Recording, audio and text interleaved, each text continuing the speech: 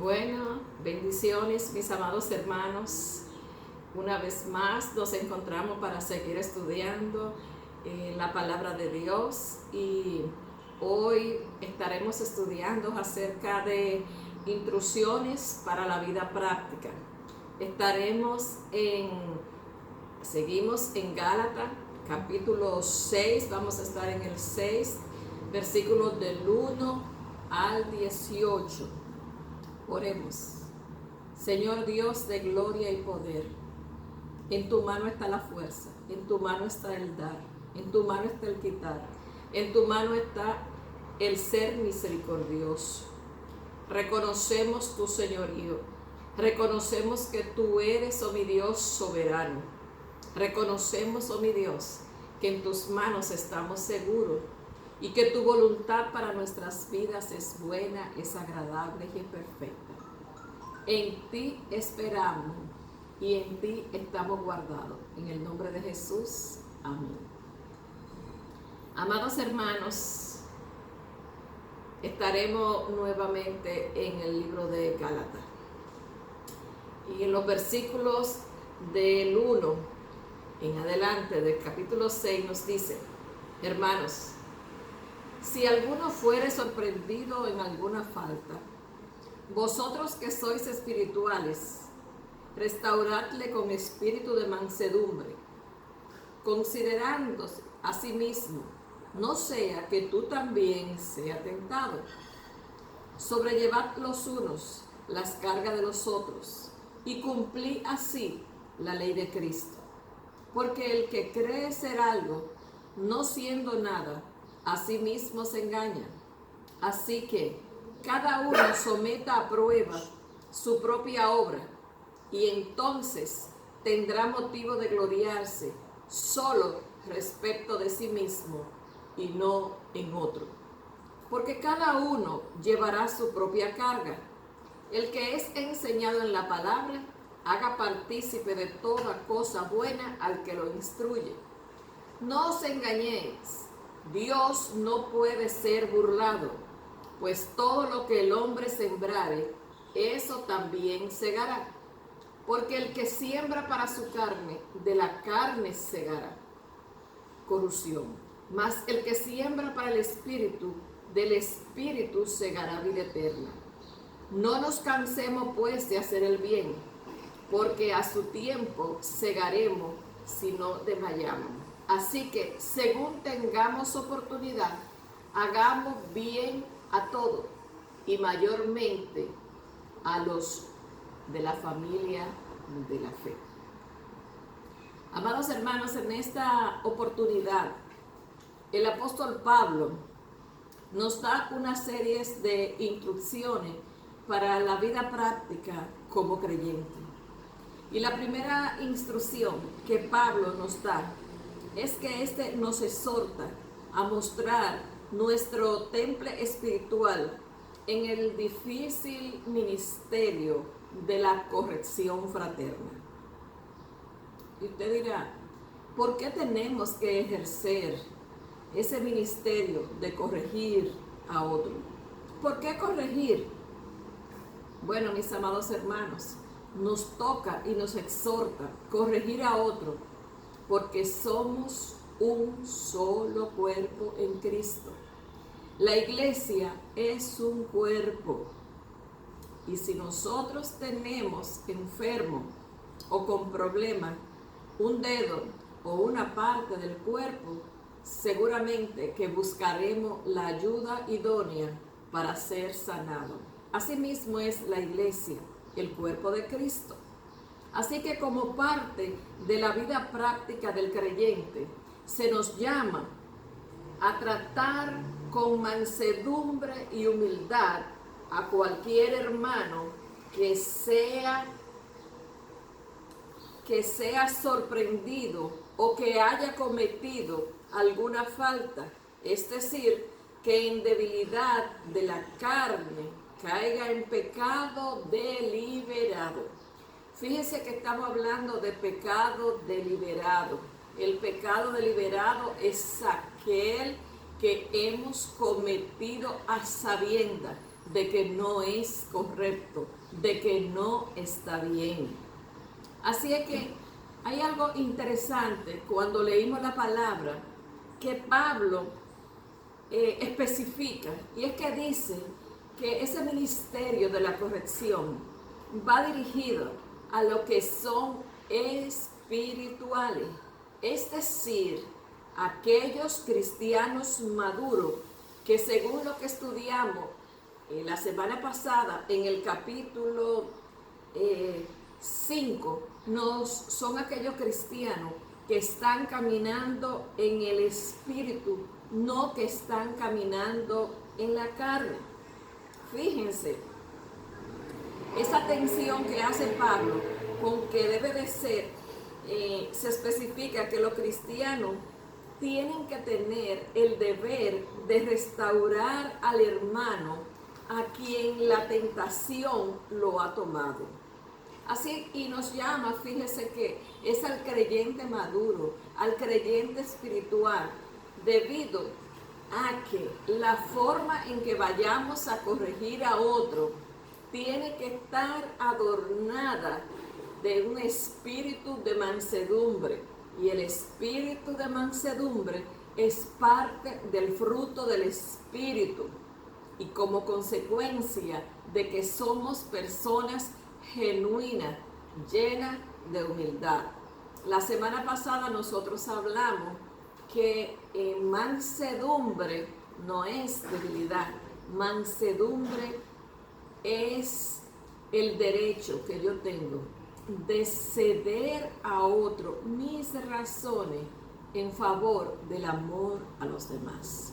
Por tanto, la corrección, Pablo nos deja entrever aquí, no debe de hacerse ni con ira ni con apasionamiento, como quienes sienten que son superiores o son inmunes a la tentación, sino que nos habla que debemos hacer la corrección con ternura, de manera que mostremos que lo que estamos procurando es el bien, el bienestar de la persona que ha caído, de manera que provoquemos en el hermano que ha caído en pecado, provoquemos en él el recibir la corrección sin resentimiento y los llevemos entonces a poder confesar humildemente su carnalidad. Muchas veces, amados hermanos, cuando vemos que otro peca y que nosotros estamos bien, tal vez en ese momento no hemos caído en tentación, no hemos cedido a la tentación o no hemos pecado, nos comparamos con los otros para conseguir entonces sentirnos bien. Hermano, Pablo nos llama en esta parte de las Escrituras, que si usted quiere compararse con alguien con quien usted y yo tenemos que compararnos, es con Jesucristo.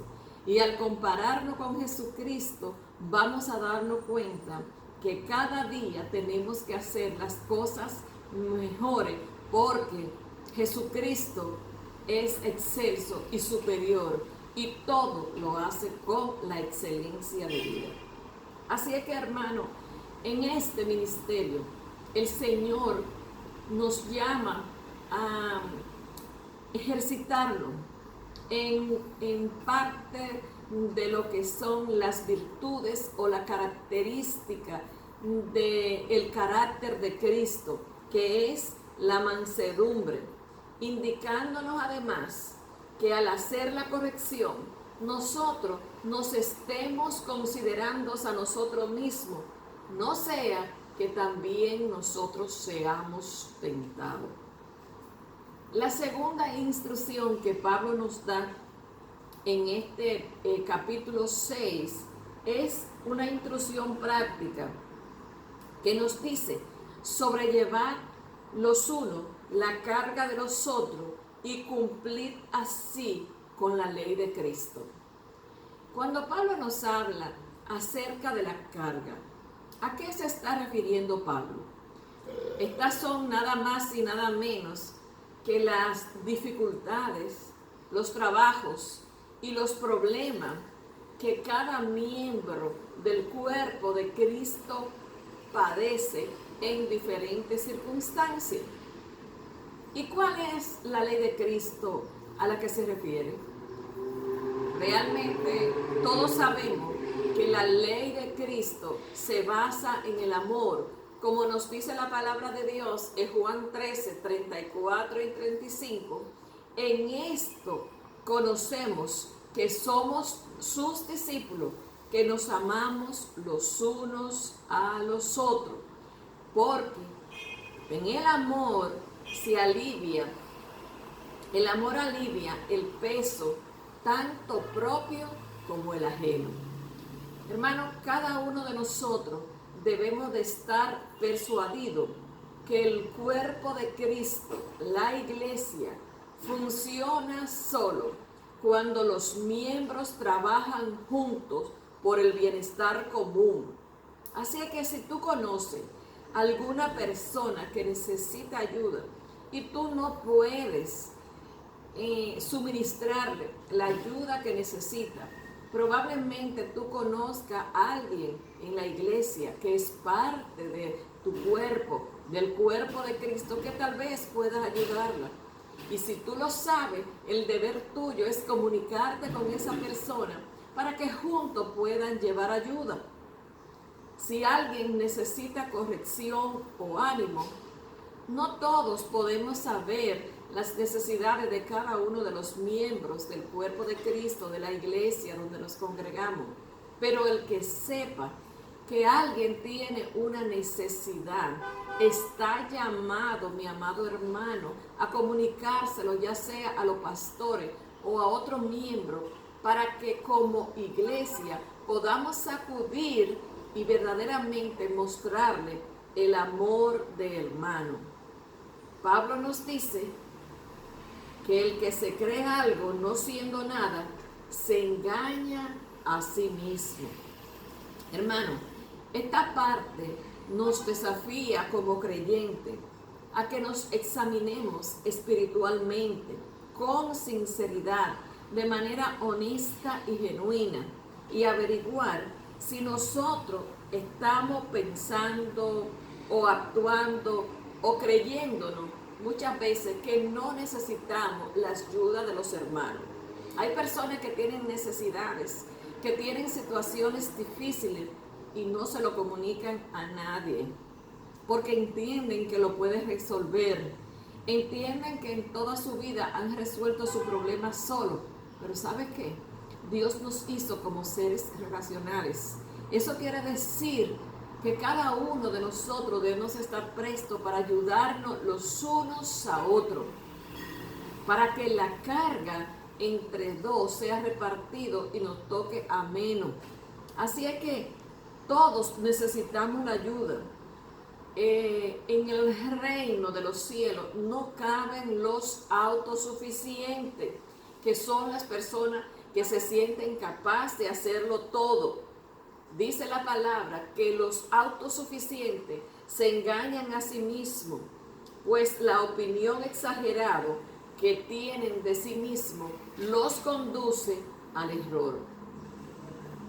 Pablo también nos dice que como creyentes nosotros estamos llamados a cumplir nuestra responsabilidad, no solo de satisfacer las necesidades de los hermanos, sino también de satisfacer las necesidades materiales de aquellos que nos enseñan, aquellos que se dedican a instruirnos en la vida práctica de la palabra de Dios. Y nos dice que nosotros debemos de cuidar de ello, no de mala gana ni con fastidio, sino con un espíritu generoso, como muestra de honor y de aprecio por cada uno de ellos.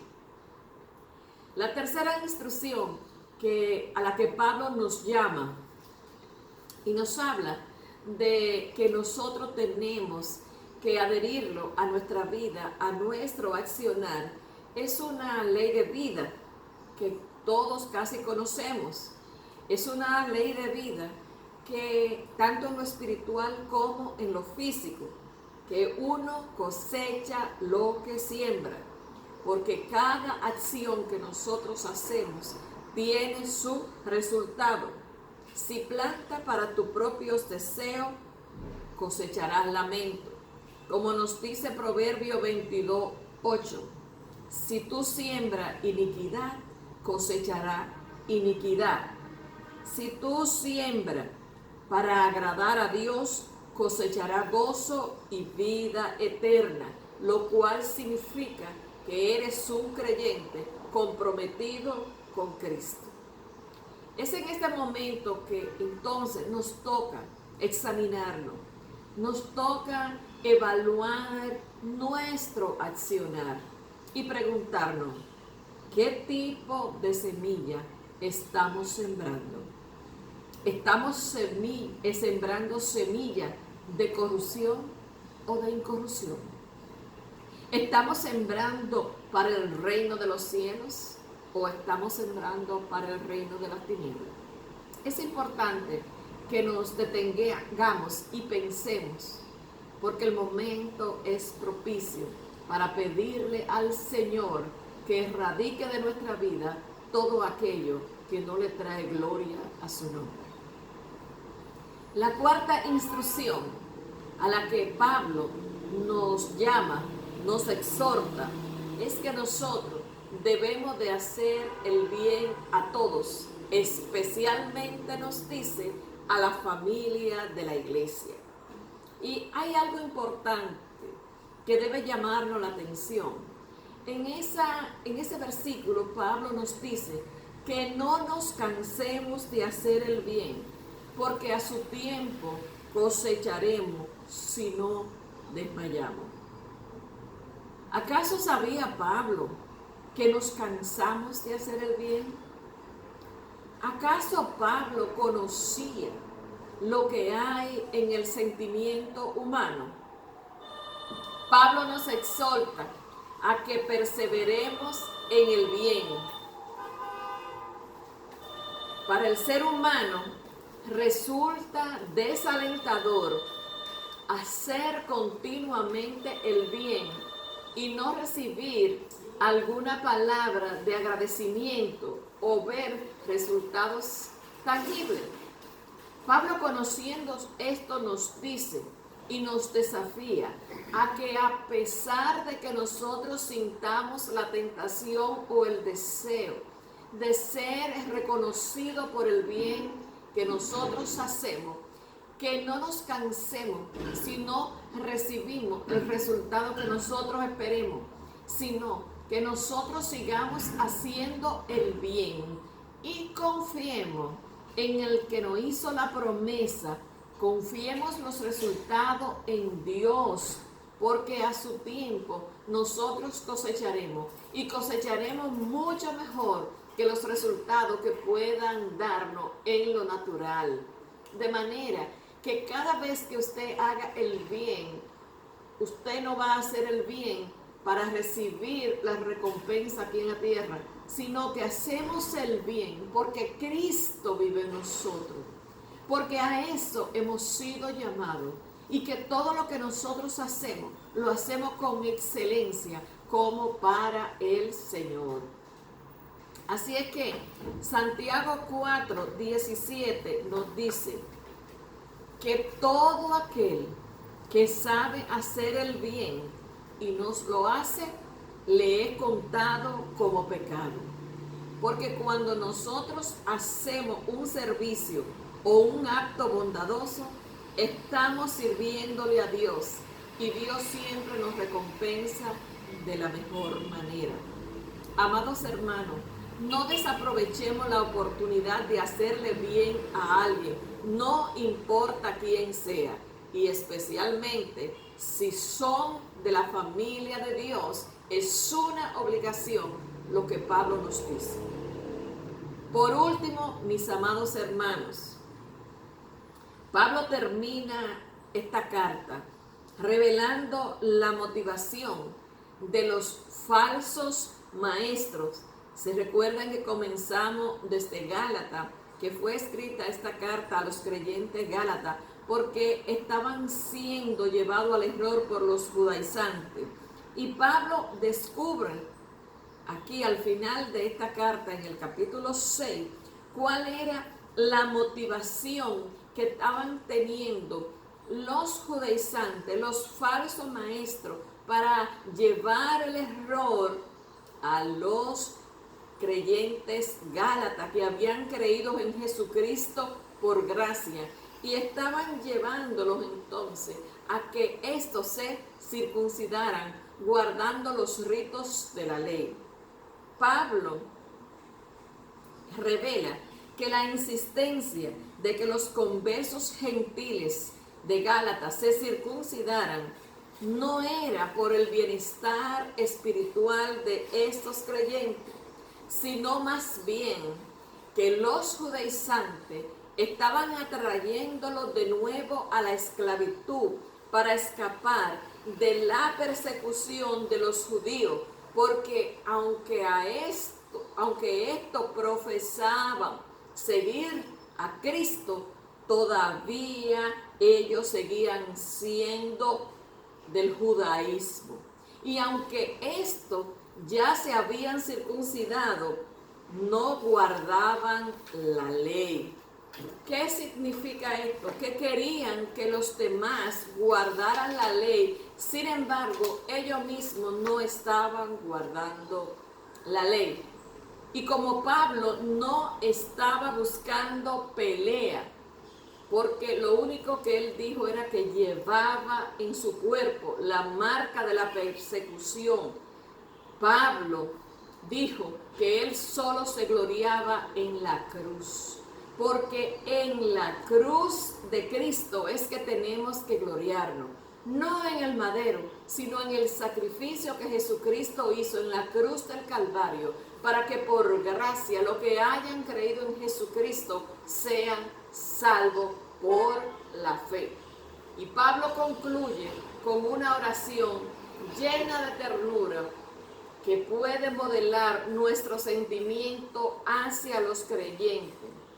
Oró entonces porque la gracia de Cristo estuviera sobre ellos. Y este es el amor de Cristo que opera en nosotros. Así como Pablo oró por los judaizantes y por todos los que estaban presentes en ese momento, también quiero despedir esta clase con la misma oración de Pablo. La gracia de nuestro Señor Jesucristo sea con vuestro espíritu. Amén. Y al que tenga oído para oír, oiga. Ejercitémonos en hacer bien a todo, porque es parte de las instrucciones prácticas de la vida del creyente, lo cual nos hace visible en nosotros a Cristo operando a través de sus hijos. Dios te bendiga, Dios te guarde y pronto nos veremos. Amén, amén.